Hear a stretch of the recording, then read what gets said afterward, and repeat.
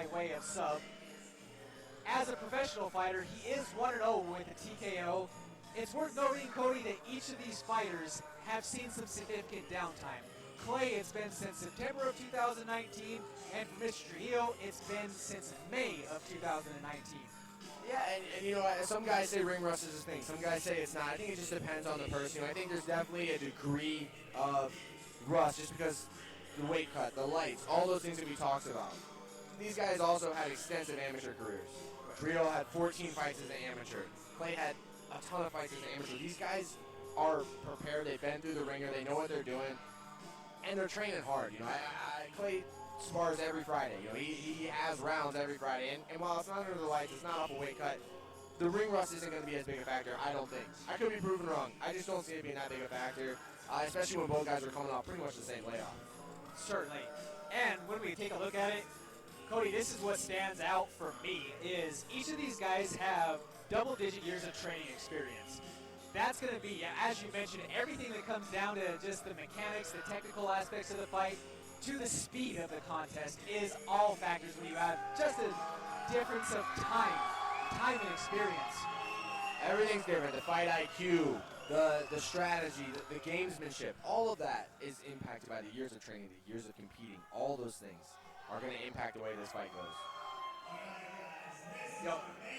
Clay Matza, one of his main training partners throughout this camp that he wanted to mention to us is Alejandro Alice Rodriguez, who is going to be the main event of the next Colorado Combat Club. So be on the lookout for that next month, folks. We will have all of that information out to you. And we had two of Robert Trujillo's close training partners on the card tonight as well, in Nico Cornejo and Tyrell Strickland.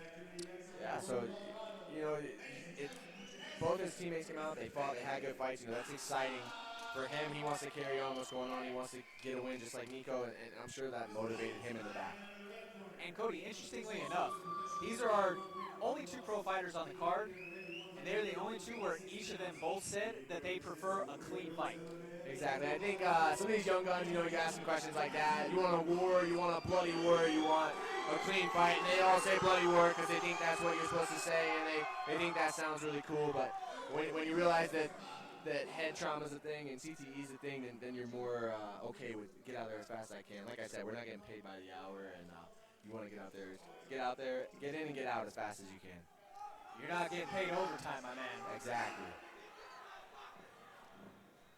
Another one of Clay Matza's training partners, Brendan Roybal, is very famous for saying, I want to get in and get the blank out.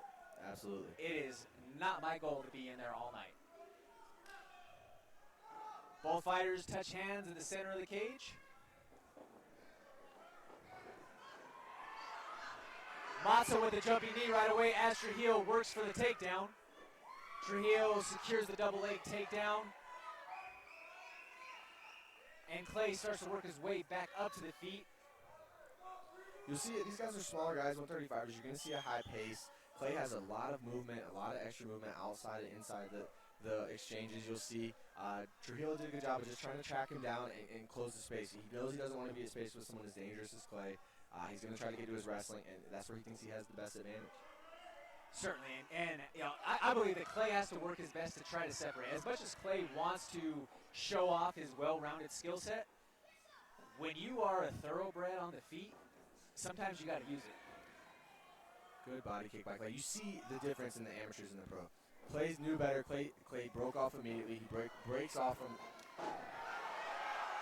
And off of the jumping knee by Clay Matza, there was a right hook from Robert Trujillo that clipped him a little bit.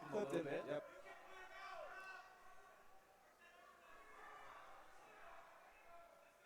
But you just see the difference in the gamesmanship and the IQ, the fight IQ between the amateurs and the pros. You know, Clay is looking to break off here. He doesn't want to turn and keep Robert on the cage, right? He wants to turn him just to get to his offense, to get to his game. How many times do we see amateurs tonight who should have just broke off and gone back to their striking, but they get caught up in this game of, well, I'll wrestle you, you wrestle me, right? Clay's kind of, I think, still getting his wits about him here. I think he got rocked a little bit by that hook, but yeah, that overhook is probably holding him a little tight there, right. too. I think the wrestling's kind of freezing a little bit. That's why he's landing that overhand. Clay's having to respect the wrestling a lot. He got cut under the left eye. Good body shot by Clay. Trujillo Good said to kick expect by Trujillo. fireworks. Yeah, I mean, these guys are coming out with a furious pace. Clay said that you could expect max effort and creativity. We're seeing a lot of creative angles from Clay strikes as well. Each of these guys are really kind of living up to what they said. The takedown was secured there by Robert Trujillo. He's worked his way over toward the back, but Clay Matza is working his way back up toward the feet. He's trying to scrape off of the fence to get himself back into a more neutral position. He wants to take that left arm and get it all the way through. Now he wants to switch his hips. He's going to come back on the other side. Keep the hooks out. You know, he's got to work here. Trujillo's going to look to get his hooks in and just grind here. He wants to ride and cook him here. Now Clay wants to get his inside arm through right here. Now, folks, this is a situation where we may see elbows coming out of the break here, or elbows in this clinch. This is a professional bout, and those are now legal. Clay wants to roll here to his underhook. There he goes. He goes to the underhook. Now he wants to win the head position and gets to his body lock. And by the sound of it, and talking with Robert Trujillo, he almost, in a way, got into the sport by happenstance. He said, I tried it, it seemed fun, then I loved it. You know, dabbled his feet in the waters, and then 15 years later, here we are. Trujillo keeps throwing that right overhand. He dips his head a little bit, makes it look like he's going for the takedown, and goes to the right overhand. Now we have seen from Clay Matza, he's gone to the body with his lead hand a couple of times. Do you think that he needs to try to attack the body a little bit more to continue to open up those avenues to the head? I think he just needs to get his feints going a little bit more. You know, Trujillo's trying to, like that. He needs And to there we change go, that right into angle. the body. You know, he's having a lot of success when he throws in combinations. He needs to just get his feints going and get Trujillo guessing a little bit. You know, when he goes, he goes. I think Trujillo's starting to get a little bit of the timing for it. That's why he's landing that right overhand. Big strike off the break.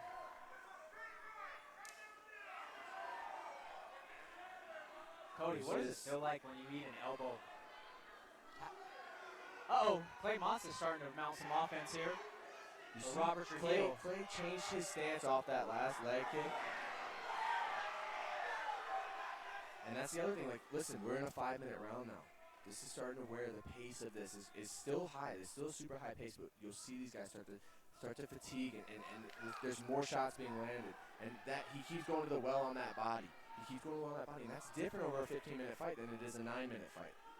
Same with leg kicks. If he switches his stance back, I guarantee Trujillo will go back to that leg kick.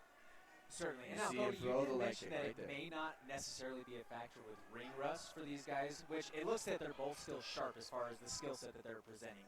But as it relates to potentially adrenaline dumping, that does still happen at the highest of levels. Is that a potential that we see from two guys who maybe went in and went barrels blazing right away in this first round? I think they have the cardio for it. You know, smaller guys typically keep a higher pace. It's just the way it is. You don't see heavyweights throwing like that. That's just not how it does. They have more power, and there's less sting on the shots when you're a 35er.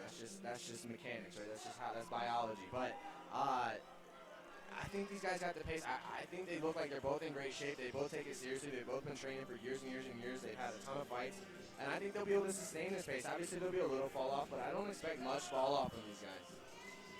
I think that's a very accurate assessment there. You know, I am interested to see, though, how throughout the course of the remainder of the fight, Clay Matza has been putting water in the basement, if you will. He's been going to the body a lot, and sometimes that's just that deposit for something that you can cash in on later in the fight. Is that going to be a factor as we continue this contest, and can he avoid that overhand from Robert Trujillo? Absolutely. You know, so far he seemed to be able to take the power. I think he's eaten some of Trujillo's best shots and kept coming forward. You know, and the takedowns have been pretty much negated by getting up almost immediately. And I do think the body shots will come back to do some damage. I would pay attention to Clay's body shots and Trujillo's leg kick. I think that leg kick could be a big deal. I really do. I think that leg kick is starting to affect him a little bit. He does have the neck here. He's going to see, look, instead of jumping guillotine, right? Oh, that was a beautiful knee right to the He's ear. going to pull him up here and go for the knee here, I guarantee. Yep. And that is a difference that we see in these professional bouts here, folks. And elimination bouts, you cannot knee to the head. Professional, you can. You got to love it. Awesome. So you can knee to the head, and also, like, in the amateurs, you see guys get that front hook, and they jump guillotine so fast. Clay waited. He's patient there. He knows that's not his game plan. That's not where he wants to be. He's not going to force that, and that's the fight IQ. You see him keep coming back to that leg, and you see Clay's legs showing the damage. Clay can fight out of both stances. That was a strong left hand from Clay on the counter for the overhand right from Robert Trujillo. And back to the body. He's continuing to touch the body, and that's his game plan. Trujillo needs to get back to his right hand and get back to his wrestling. He seems to kind of have he And seems that's the to first have time we've seen an oblique kick tonight. he seems to have abandoned his wrestling a little bit. Now he's getting back to it, but you know that was his biggest success, I think, in the first round. You know, and Matza just misses with that flying knee.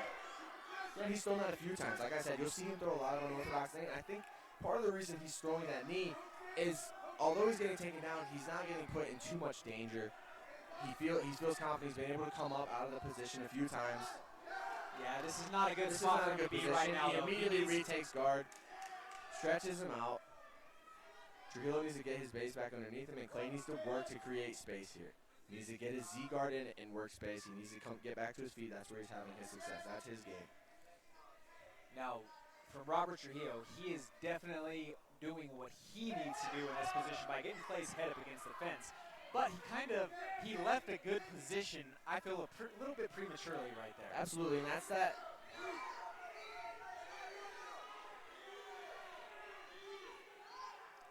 Now, Clay Matza is still down, but he's walked himself into a guillotine right now off of that takedown attempt.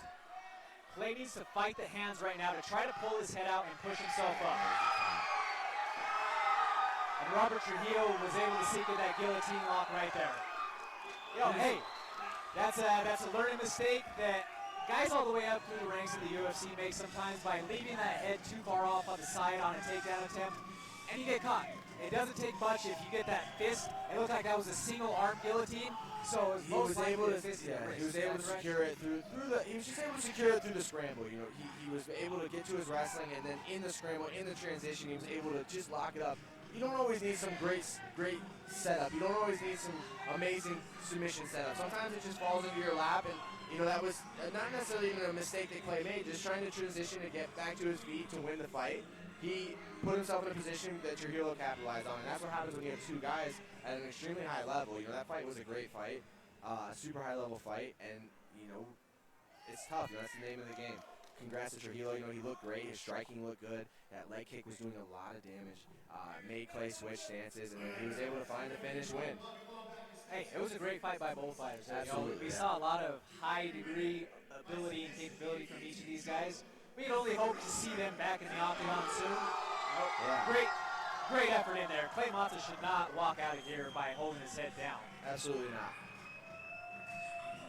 He did some good things, and Robert also did some great things. You know, sometimes in this game, there's winners and losers. What an incredible display of sportsmanship there, right there, though.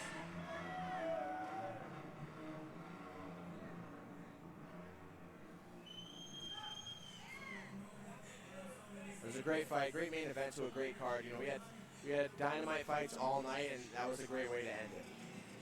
Certainly. You know, once again, we had action all night long, Cody. Yeah. Shout out to the Colorado Combat Club for making our job easy and entertaining to provide commentary for the folks out there along the stream. Matchmaker Rick Garcia, thank you so much for putting together these matchups that have entertained us all night long. 12 bouts of great fights.